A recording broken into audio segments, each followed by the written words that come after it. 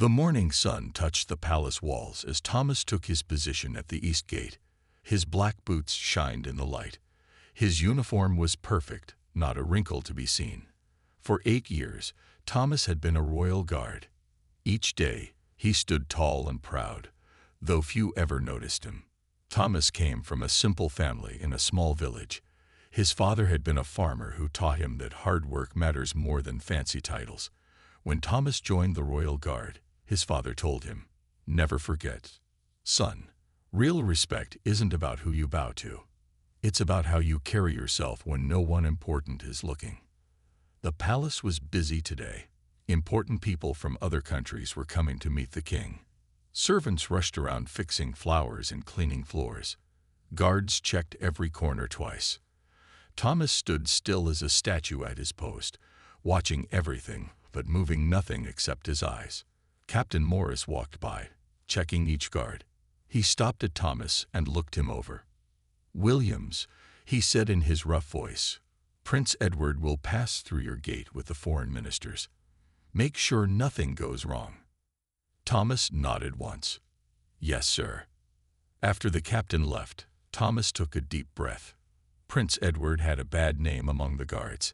He treated them like they were not real people, just parts of the palace walls. Still, Thomas would do his job perfectly, as he always did. An hour later, 5 black cars pulled up to the gate. Men in expensive suits got out, followed by Prince Edward. The prince was tall and handsome in his blue royal uniform, covered with gold medals he had never earned. He didn't fight in wars or save people. He just wore the medals because of who his father was. As the group walked through the gate, the prince was talking and laughing loudly. He swung his arm wide while telling a story and hit Thomas hard in the chest. Thomas didn't move or change his face. The prince didn't even look to see who he had hit. He just kept walking and talking. One of the foreign ministers looked back at Thomas with surprise in his eyes. Thomas gave a small nod to show he was fine. The minister seemed impressed by Thomas's calm. Later that day, Thomas was walking through the palace garden during his break. He saw an old gardener trying to lift a heavy bag of soil. The man's face was red with effort, but no one stopped to help him. Without thinking twice, Thomas walked over and lifted the other end of the bag. "Where does this go?" Thomas asked simply. The old gardener looked surprised but pointed to a flower bed near the fountain. Together, they carried the bag and emptied the soil. "Thank you, young man," the gardener said, wiping his forehead. "Most guards don't even see us working here." Thomas smiled. "My father always said all work has honor if it's done well." The gardener nodded with respect in his eyes. "Your father is a wise man." What Thomas didn't know was that Princess Lily had been watching from her window. The young princess was only 12 years old, but she saw everything.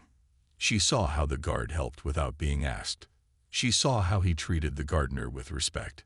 And she remembered how her brother had hit this same guard earlier without saying sorry. "That guard is more royal than my brother," she whispered to herself. She decided to find out who he was. Thomas finished his break and returned to his post. To him, it was just another normal day. He didn't know that his simple act of kindness had been seen by someone who could change everything. He didn't know that soon the palace would learn what real respect means. A week passed. Thomas was guarding the East Garden when he heard Princess Lily's voice calling for help. He rushed toward the sound, his hand on his sword. He found the young princess standing near the small stone house in the garden. Smoke was coming from inside. "My cat ran in there," Princess Lily cried, pointing at the burning building. "Please help." Without stopping to think, Thomas ran into the garden house. Smoke filled his lungs. His eyes burned. Through the gray cloud, he saw a small white cat hiding under a wooden table. The fire was spreading fast, eating the curtains and climbing the walls. Thomas picked up the cat and tucked it safely inside his uniform jacket. As he turned to leave, part of the ceiling fell down, blocking the door. Thomas covered his mouth with his sleeve and looked for another way out. He saw a small window on the far wall. With the cat safely against his chest, he pushed through the smoke. The heat was getting worse. He knocked out the window glass with his elbow and pushed the cat through first. Then he squeezed his large body through the small opening. His uniform tore and his arms got cut on the broken glass, but he made it out. Princess Lily was waiting outside with tears on her face. When she saw her cat was safe, she hugged the animal tight. "You saved Snowball," she said, looking up at Thomas with wide eyes. By now, other guards and palace workers had seen the fire. They came running with buckets of water. Captain Morris was there too, barking orders. When he saw Thomas with his torn uniform and bleeding arms, he frowned. "Williams, what happened to you?" Before Thomas could answer, Princess Lily stepped forward. "He saved my cat from the fire," she said in her clear, young voice. "He is very brave." Captain Morris's face changed. He looked at Thomas with new eyes. "Get your arms checked by the doctor," he ordered, but his voice was softer now. Later that day, Thomas sat in the guard's restroom, his arms wrapped in clean white bandages. The palace doctor had taken care of his cuts. They were not deep, but they stung. Thomas didn't mind. He was happy the princess's cat was safe. The door opened, and an older guard named James came in. He sat down across from Thomas. "Everyone's talking about what you did," James said. "The Queen herself asked about you." Thomas shook his head. "I just did what anyone would do." James laughed. "Not anyone. Prince Edward walked right past that fire. He said it wasn't his job to deal with it." Thomas said nothing. It wasn't his place to judge the prince. The next morning, something strange happened. When Thomas took his post at the east gate, he found a small package waiting for him. Inside was a new uniform to replace the one he had torn. With it was a note in neat handwriting. "Thank you for saving Snowball. You are the bravest guard in the palace. Princess Lily." Thomas smiled and put the note in his pocket, close to his heart. That afternoon, Prince Edward came through the gate again with his friends. This time, he looked right at Thomas. There was confusion in his eyes, like he was seeing Thomas for the first time. "You're the guard who went into the fire," he said, not asked. Thomas stood straight. "Yes, Your Highness." The prince seemed about to say more but changed his mind. He nodded once and walked on. One of the other guards who had been watching came up to Thomas. "That's the first time I've ever seen him notice any of us," he whispered. Thomas didn't answer. He didn't save the cat to be noticed. He did it because it was right. But something had changed in the palace. People were looking at him differently now. Guards stood a little straighter when he walked by. Servants smiled at him. Even the old gardener gave him a special nod. Thomas didn't know it yet, but his quiet courage was starting to teach everyone a lesson about true respect. A month after the fire, the palace was getting ready for the king's birthday party. Important people from many countries would come. Every guard had extra duties. Thomas now worked longer hours, checking people at the gate and watching for any danger. One evening after a long day, Thomas was walking home. It was already dark. The streets were quiet.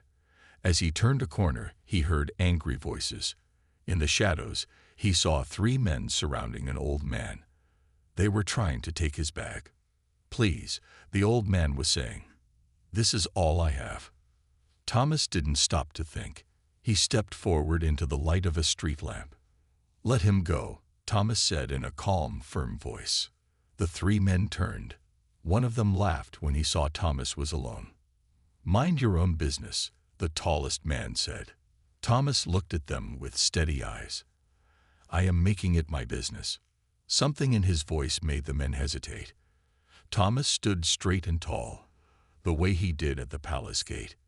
His eyes were not afraid. The 3 men looked at each other. Then they let go of the old man and walked away, muttering under their breath. The old man picked up his bag with shaking hands. "Thank you," he said. Not many would stop to help these days. Thomas helped the old man fix his coat. "Where do you live?" "I will walk with you." "Just up the street. It's not far." As they walked, The old man talked. His name was Harold. He used to be a teacher before he got too old. Now he lived alone. I was at the market buying food for the week, he explained. Those men must have seen my money. When they reached Harold's small house, the old man asked Thomas to come in for tea. Thomas agreed. Inside, Thomas saw pictures on the walls. In one photo, Harold was wearing a military uniform with medals. "You served in the army?" Thomas asked. Harold nodded. 30 years. I was at the Battle of Green Valley. Thomas's eyes widened. Every guard knew about that battle. It was famous. My father told me stories about Green Valley, Thomas said. The soldiers there saved hundreds of lives. Harold smiled sadly. We did what was needed. Nothing more. As they drank tea, Harold asked about Thomas's work. Thomas told him about being a royal guard. He didn't mention saving the cat or helping the gardener. He just talked about his daily duties.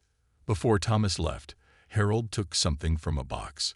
It was a small silver pin in the shape of a shield. This was given to me by my commander, Harold said. For honor and service. I want you to have it. Thomas shook his head. I couldn't take something so important. Please, Harold said. I have no children to give it to, and you remind me of myself when I was young. The next day, Thomas returned to his post at the palace. The silver pin was hidden under his uniform, close to his heart. No one could see it, but Thomas could feel it. It reminded him that honor was something you carried inside. That afternoon, the king himself came through the east gate. This was rare. Usually, the king used the main entrance. Everyone stood extra straight as the king walked by with his advisors. To everyone's surprise, the king stopped in front of Thomas. Your guard Williams, the king asked. Thomas bowed his head. Yes, your majesty. The king looked at Thomas carefully. My daughter told me what you did, and the servants speak highly of you. Thomas said nothing. He wasn't sure what to say. We need more men like you, the king said. Then he did something shocking. He extended his hand to Thomas. No one could remember the last time the king had shaken hands with a guard. Thomas carefully took the king's hand. As the king walked away, the other guards stared at Thomas. Something big had just happened. The highest person in the land had shown respect to one of the lowest. Captain Morris came up to Thomas later. The king has requested you serve as special guard for Princess Lily's birthday celebration next week, he said. It's a great honor. Thomas nodded. I will do my best, sir. He thought about Harold's words from the night before. We did what was needed. Nothing more. That's all Thomas had ever done. But somehow, it had been enough. Princess Lily's birthday celebration was the biggest event of the spring. The palace sparkled with lights. Flowers filled every room. Thomas stood at his special post near the main hall, watching guests arrive in fancy clothes. Captain Morris had given Thomas new duties for the night. He was to stay close to Princess Lily and make sure she was safe. This was a job usually given to guards who had served for many more years. Don't let me down, Williams, Captain Morris had said that morning. The king himself asked for you. Thomas stood tall in his freshly cleaned uniform. The silver pin from Harold was still hidden underneath, his secret reminder of true honor. Princess Lily looked beautiful in her light blue dress. She was turning 13 today. Thomas watched as she greeted her guests with perfect manners, just like she had been taught. When she saw Thomas, she gave him a small smile. The party went on for hours. There was music and dancing. The food tables were loaded with cakes and fruits. Thomas stayed alert, watching everything from his post. He noticed Prince Edward across the room, talking loudly with his friends. The prince kept looking at Thomas with strange eyes. Near the end of the party, Thomas heard raised voices from a side room. He walked closer to check what was happening. Through the half-open door, he saw Prince Edward arguing with Princess Lily. You made me look bad, Prince Edward was saying in an angry voice. Now father thinks I should be more like a common guard. Princess Lily stood straight. not backing down even though her brother was much taller. "Thomas is not common," she said. "He is brave and kind. He helps people without wanting anything back. He's just doing his job," Prince Edward snapped. "No," Princess Lily said. "He does more than his job. That's the difference." Thomas stepped back quietly. He didn't want them to know he had heard their words. This was a family matter. But in his heart, he felt warm from the princess's defense. A little while later, the queen announced it was time for gifts. Princess Lily sat on a special chair while servants brought her presents from all the guests. There were jewels and books and pretty things from around the world. The last gift was a small box. When Princess Lily opened it, she found a tiny silver cat pin. There was a note with it. "To remember courage comes in all sizes. Happy birthday, Your Highness." The note wasn't signed. Princess Lily looked up and around the room. Her eyes met Thomas for just a second. She smiled and pinned the silver cat to her dress right away. Thomas had saved for weeks to buy that pin. It wasn't expensive like the other gifts, but it had meaning. After the gifts, the king stood up to make a speech. He talked about his daughter growing up and how proud he was. Then he said something that made everyone in the room turn to look at Thomas. "My daughter has been learning important lessons this year," the king said. "She has learned that true worth is not in titles or riches, but in how we treat others. She has learned this by watching those who serve our family with quiet honor." The king raised his glass. "To those who teach by example." Everyone drank to the toast. Many people looked confused.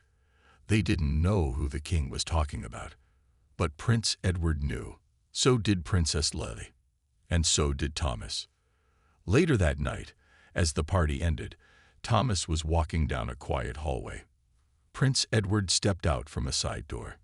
Thomas stopped and bowed. For a long moment, the prince just looked at him. "My sister thinks very highly of you," Prince Edward finally said. "Her Highness is kind," Thomas answered.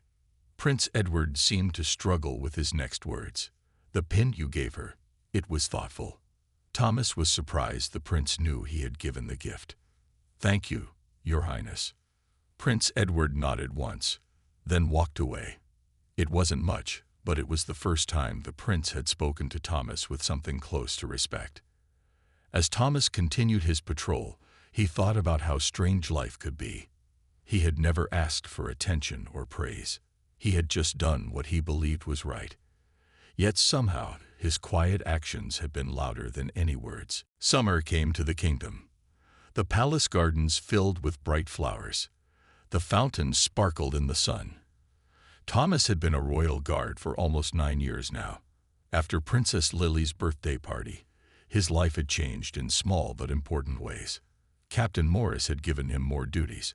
Now Thomas helped train new guards. He taught them not just how to stand and march, but how to be alert and kind at the same time. The new guards looked up to Thomas. They had all heard stories about him. One hot afternoon, Thomas was teaching 5 new guards how to check visitors at the gate. A fancy carriage arrived. Inside was Lady Isabel, one of the richest women in the kingdom. She was known for being rude to servants and guards. "Hurry up," Lady Isabel shouted at the young guard checking her carriage. "Don't you know who I am?" The young guard, named Peter, got nervous. His hand shook as he tried to check Lady Isabel's invitation. She snatched it from his hands. "This is why the palace should hire better people," she said in a loud voice. "Not these country fools." Peter's face turned red with shame. Thomas saw what was happening and walked over calmly. "Good afternoon, Lady Isabel," he said in a polite voice. "Welcome to the palace." Lady Isabel looked at Thomas with cold eyes. "Your guard is wasting my time. I have an important meeting with the Queen." Thomas nodded. "Security is for everyone's safety, my lady, even yours." His voice was respectful but firm. "Peter is doing his job well. He is new, but he is careful." Lady Isabel seemed surprised. Most guards would just bow and apologize. But Thomas stood straight and calm. There was something in his eyes that made Lady Isabel look away first. "Well," she said, "I suppose safety is important." She handed her invitation back to Peter, who checked it more carefully this time. Thomas gave the young guard an encouraging nod. After Lady Isabel's carriage passed through, Peter thanked Thomas. "She made me feel so small," Peter said. "No one can make you feel small unless you let them," Thomas answered. "Remember, a uniform doesn't give respect. Actions do." Later that day, Thomas visited his mother. She lived in a small house near the edge of town. She was old now and couldn't walk very well. Thomas brought her food and helped clean her house every week. "How is palace life?" his mother asked as they shared a simple dinner. Thomas told her about training the new guards. He didn't mention how many people now knew his name or how the king had nodded to him that morning. His mother smiled. "Your father would be proud, not because you work in a palace, but because you haven't let it change who you are." On his way back to the palace, Thomas saw a crowd gathered in the town square. He went closer to see what was happening. In the middle of the crowd was Prince Edward. His horse had gone lame, and his carriage wheel had broken. The prince looked frustrated. "Someone get me another horse," he demanded. But no one moved. The people just stared. They didn't like his harsh tone. Thomas stepped forward. "Your Highness," he said with a bow. "Is there a problem?" Prince Edward saw Thomas and his face changed. "Guard Williams. My wheel broke, and these people won't help me." Thomas looked at the broken wheel, then at the crowd. He could feel their anger at being ordered around. "Perhaps, Your Highness," Thomas said quietly, so only the prince could hear, "if you asked for help instead of demanding it." Prince Edward looked surprised. For a moment, Thomas thought the prince would be angry. Instead, Prince Edward seemed to think about the words. Then the prince turned to the crowd and spoke in a different voice. "I apologize for my tone. Could someone please help me with my wheel? I would be very grateful." The change was small but real. A blacksmith stepped forward. "I can fix that wheel in an hour, Your Highness." Others offered water for the lame horse. One man even offered his own horse for the prince to ride back to the palace.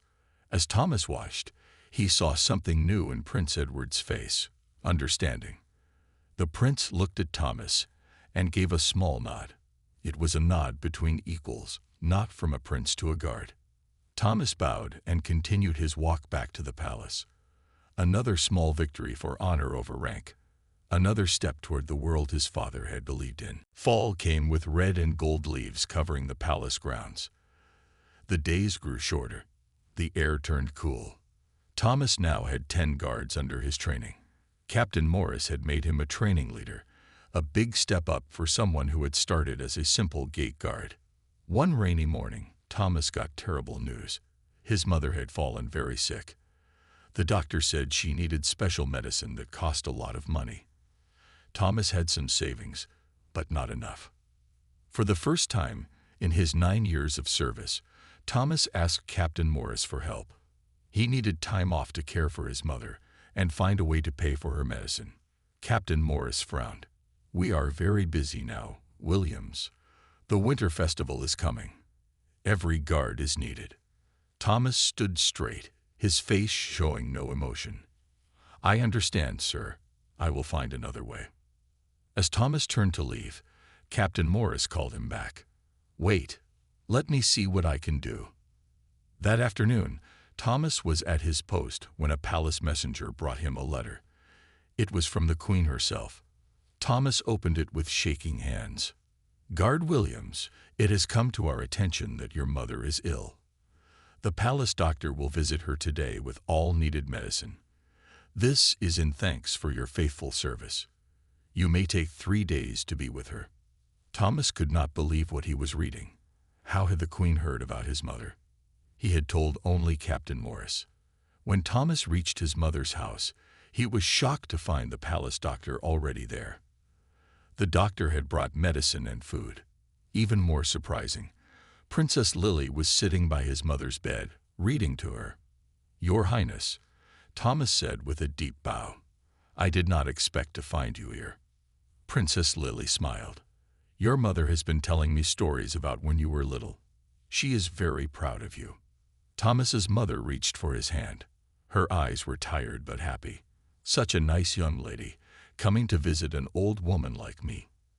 After the princess left, Thomas's mother explained how it had happened. Princess Lily had overheard Captain Morris talking about Thomas's problem. The princess had gone straight to her mother, the queen, and asked for help. That little girl said you saved her cat and taught her about kindness, his mother said. Is that true? Thomas nodded. It was nothing special. His mother smiled. Helping others is always special, son. For 3 days, Thomas stayed with his mother. The medicine worked well. She grew stronger each day. On the morning Thomas was to return to work, there was a knock at the door. Thomas opened it to find Prince Edward standing there. The prince was alone, without servants or guards. This was very unusual. Your Highness, Thomas said in surprise. Is something wrong at the palace? Prince Edward shook his head. No. The prince seemed unsure of his words. I came to see how your mother is doing. Thomas invited the prince inside. The small house was clean but very simple. There were no fancy things, just basic furniture and family pictures on the walls. Prince Edward sat awkwardly on a wooden chair. He had probably never been in such a simple home before. My sister told me about your mother, he said, and about how you were willing to give up your position to care for her. Thomas's mother came into the room, walking slowly but looking much better. This is a great honor, Your Highness, she said with a small bow. Prince Edward stood up quickly. The honor is mine, Mom. They talked for a little while. The prince asked Thomas's mother about her life and listened carefully to her answers. Before he left, Prince Edward did something that surprised Thomas completely. He took off his gold watch and placed it on the table. Please sell this if you need more for medicine, the prince said quietly. It's worth quite a lot. After the prince left, Thomas and his mother sat in silence for a long time. Things are changing in the palace, Thomas finally said. His mother nodded. And you helped change them, by just being who you are. Thomas thought about how the proud prince had come alone to a poor house, just to check on an old woman he didn't know. It was a small thing, but also a very big thing. When Thomas returned to the palace that afternoon, he saw the prince walking with his friends. Their eyes met across the courtyard. The prince gave Thomas a small nod, and Thomas nodded back. No words were needed. Something had shifted between them. Something important. Winter came to the kingdom with snow covering the palace grounds like a white blanket. 10 years had now passed since Thomas first joined the royal guard. His mother was better and living comfortably in her small house. Thomas had become one of the most respected guards in the palace. One cold morning, Captain Morris called Thomas to his office. The captain looked serious. Williams, I have big news, he said. I am retiring next month. Thomas nodded. You have served with honor, sir. You will be missed. Captain Morris smiled a little. The king has asked me who should take my place. He looked straight at Thomas. I gave him your name. Thomas felt his heart jump. Captain was a very high position. No one from a simple background like his had ever become captain of the royal guard before. Sir, I am honored, but, Thomas began. Captain Morris raised his hand to stop him. You earned this, Williams, not by asking for it or playing games, but by showing what a guard should be. Thomas left the captain's office with his mind racing. If he became captain, he could make real changes. He could make sure all guards were treated with respect. He could teach more young men about honor and duty. But Thomas knew there would be problems too. Some people in the palace would not want someone from a poor family to have such an important job. They would think he was not good enough. That evening, as Thomas walked through the palace gardens, he saw Prince Edward walking alone, looking worried. Thomas bowed as the prince passed. Williams, Prince Edward called. Walk with me. This was unusual. Princes did not often ask guards to walk with them. Thomas fell into step beside the prince. I heard about Captain Morris's suggestion, Prince Edward said.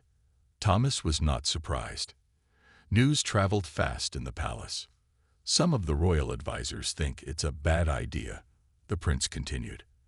They say the captain of the royal guard should come from a noble family. Thomas said nothing. He had expected this. Do you know what I told them? Prince Edward asked. Thomas shook his head. I told them that true nobility isn't about blood or family names. It's about actions. The prince stopped walking and looked at Thomas. Those were your words, weren't they? The ones you taught my sister. Thomas was surprised the prince knew this. Yes, your highness. My father taught me that. Prince Edward nodded. Your father was a wise man. He started walking again. The king will make his decision next week. Many people are watching this very closely. As they reached the end of the garden path, the prince said something that shocked Thomas. Thank you, Williams. For what, your highness? For showing me that respect cannot be demanded, it must be earned. The prince's voice was quiet but clear. I was not a good person when you first came here.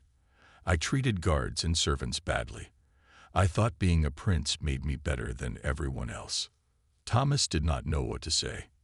My sister saw the truth before I did, Prince Edward continued. But I see it now. The next day, Thomas visited his old friend Harold, the war hero he had saved from robbers months ago. Harold's health was getting worse, but his mind was still sharp. They want to make you captain, Harold asked after Thomas told him the news. Captain Morris suggested it, Thomas said, but many people are against it. Harold laughed. Of course they are. You're changing how things work. People don't like change. Thomas sighed. Maybe it would be better if someone else became captain. There would be less trouble. Harold's face grew serious. Listen to me, Thomas. The easy path is rarely the right one. If good men step back because the path is hard, nothing ever changes. Thomas thought about Harold's words as he walked back to the palace. Snow was falling softly around him. The winter festival was coming soon. It would be his 10th festival as a royal guard. No matter what happened with the captain position, Thomas knew he would continue to do his duty with honor. That's what his father would have wanted. That's what he had always done. What Thomas didn't know was that the biggest test of his character was still to come. The winter festival was 3 days away. The palace was busy with people hanging lights and putting up decorations. Visitors from other kingdoms had started to arrive. Every guard was working extra hours, including Thomas. On a cold morning, Thomas was checking the east gate when a fancy carriage arrived. Out stepped Lord Blackwood, one of the richest men in the kingdom. He was also one of the king's main advisors. Lord Blackwood was known for his hard heart and love of rules. Guard, help with my bags, Lord Blackwood ordered without looking at Thomas. I'll find someone to assist you, my lord, Thomas said. He could not leave his post at the gate. Lord Blackwood looked up with angry eyes. I said now, guard. Thomas stood straight. I'm sorry, my lord, but I must keep watch at the gate. That is my duty. I will call for help. Lord Blackwood's face turned red. Do you know who I am? I am the king's chief advisor. Yes, my lord. And I am the East Gate Guard. We both have duties to do. Thomas's voice was respectful but firm. Just then, Peter, the young guard Thomas had trained, came running up. I can help with the bags, my lord, he offered. Lord Blackwood glared at Thomas. I will remember this, guard. No one says no to me. Later that day, Thomas heard that Lord Blackwood had gone straight to the king to complain. He had also learned that Thomas was being considered for captain. Lord Blackwood was strongly against it. A guard from common blood should not rise so high, people heard him say. It's not proper. Thomas tried not to worry. He did his work as always, but that evening he was called to meet with the king. This had never happened before. Guards like Thomas rarely spoke directly to the king. The throne room was huge and beautiful. Gold decorations covered the walls. The windows were tall and made of colored glass. The king sat on his throne, looking serious. Next to him stood Lord Blackwood with a small smile on his face.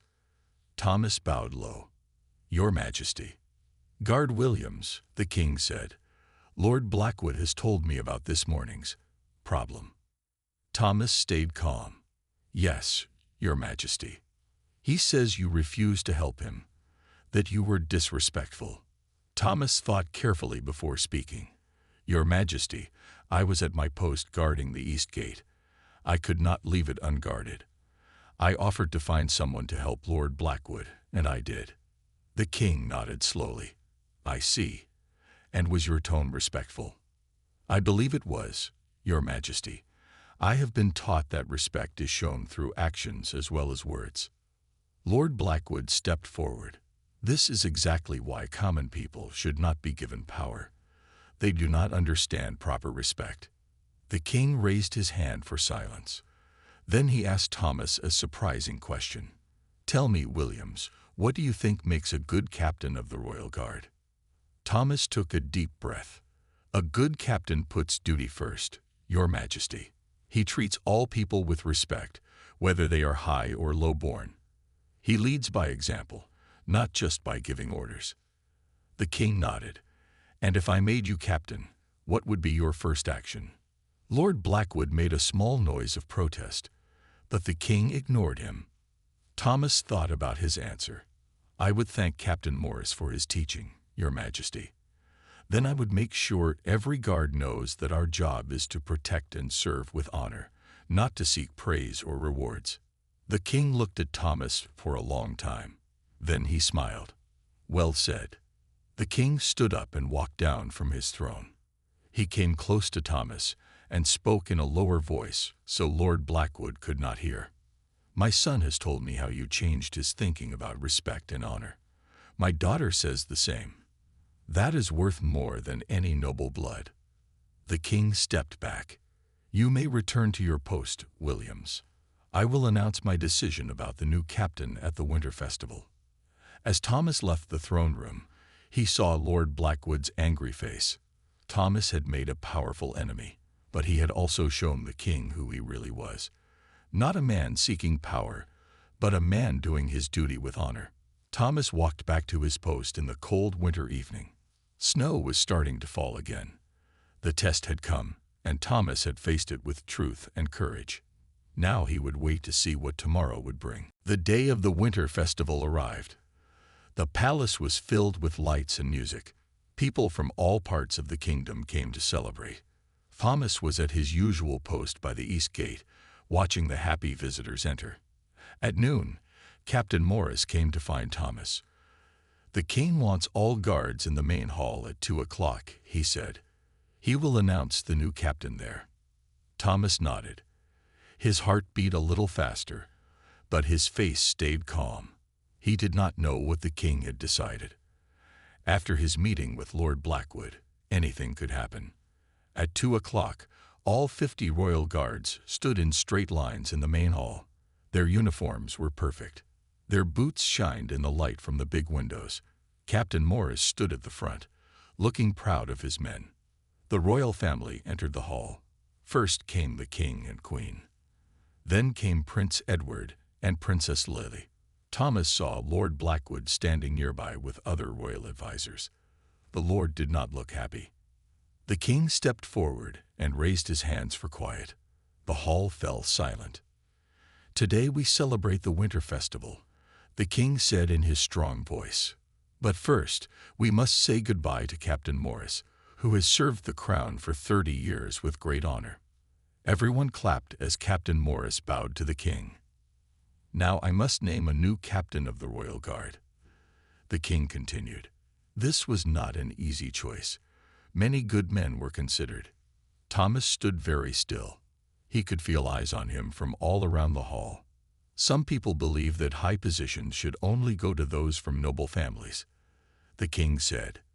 His eyes moved to Lord Blackwood for a moment. "But I believe that actions show a person's true worth, not their birth." The king looked over all the guards. The new captain must be someone who has shown courage, honor, and wisdom. Someone who leads by example. Someone who understands that true respect is earned, not given because of rank. Princess Lily was smiling now. So was Prince Edward. They both seemed to know what was coming. "Guard Thomas Williams, step forward," the king ordered. Thomas stepped out from the line of guards. His steps were steady, his back straight. 10 years ago, you joined the royal guard as a farmer's son," the king said. "Today, you stand before us as the man who will lead these guards forward." Lord Blackwood's face turned red with anger. He opened his mouth to speak, but Prince Edward moved to stand beside him. The prince said something quiet to Lord Blackwood, who closed his mouth and stepped back. The king held out a silver badge shaped like a shield. It was the mark of the captain of the royal guard. "Do you accept this duty, Williams?" the king asked. Thomas bowed his head. "I do, Your Majesty. I will serve with honor." The king pinned the badge to Thomas's uniform. Then, to everyone's surprise, the king shook Thomas's hand. "My family has learned much from you," the king said quietly. "Now teach these lessons to all who serve." That evening, as the winter festival went on around him, Thomas walked through the palace gardens. Snow covered the ground, and the trees were wrapped in tiny lights. He needed a quiet moment to think about everything that had happened. He heard footsteps behind him and turned to see his mother walking carefully through the snow. She looked beautiful in a new green dress. The queen had invited her to the festival as a special guest. "I'm so proud of you, son," his mother said, taking his arm. "Your father would be too." Thomas smiled. "I just did what he taught me to do. Nothing more." "And that was enough," his mother said. "More than enough." As they walked, Princess Lily ran up to them. She was wearing the silver cat pin Thomas had given her. "Captain Williams," she said with a big smile, "the Queen wants you and your mother to sit with us for the feast." Prince Edward's idea. Thomas looked across the garden.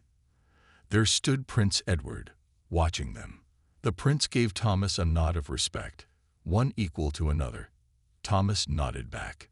10 years ago, when Thomas first joined the royal guard, no one would have believed this day could come.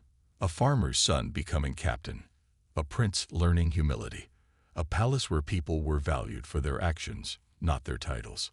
As Thomas walked with his mother and the princess toward the feast, he thought about his father's words again. Real respect isn't about who you bow to. It's about how you carry yourself when no one important is looking. Thomas had lived by those words every day. And in the end, it turned out someone important had been looking after all. Everyone had been. His quiet victory wasn't just for himself. It was for everyone who believed that honor mattered more than rank.